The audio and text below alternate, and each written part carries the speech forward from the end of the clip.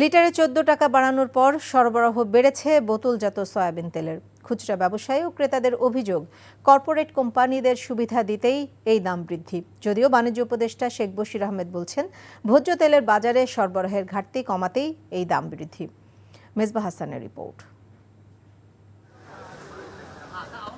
১৫ বছর ধরে ব্যবসা করে আসা বাবুল আহমেদের ব্যবসায়ী জীবন শুরু হয় লিটার প্রতি ৫২ টাকা সয়াবিন তেলের বিক্রির মধ্য দিয়ে। এরপর তেলের বাজারে তেলেসবাতির দাম বেড়েছে কয়েক গুণ।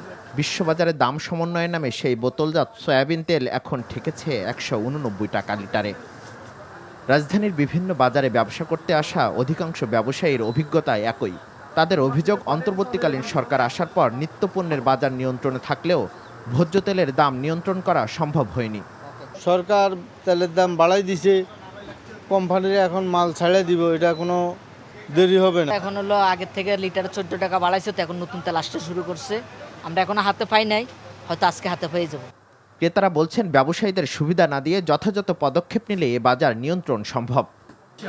সচিবালয়ে বাণিজ্য উপদেষ্টা জানান, ক্রয় ক্ষমতায় রাখতে ভর্তুকি দিয়েছে সরকার, তারপরও বাড়াতে হয়েছে দাম। আমরা প্রায় ৫৫০ কোটি টাকা প্রতি মাসে এই ক্ষেত্রে রাজস্ব ঘাটতি হচ্ছিল। দুঃখজনকভাবে এটা আর টানা সম্ভব হয়নি বলে অর্থ মন্ত্রণালয় এবং বাণিজ্য মন্ত্রণালয় একসাথে কাজ করে আমরা ৩০ তারিখেরটা ১৫ তারিখে, মানে প্রায় ১৪-১৫ দিন দেরি করেছি এবং আমরা আশা করছি সামনে এই মূল্য আবার স্থিতিশীল হবে। বাজার নিয়ন্ত্রণে দীর্ঘমেয়াদী পদক্ষেপ গ্রহণের দাবি ভোক্তা সাধারণের।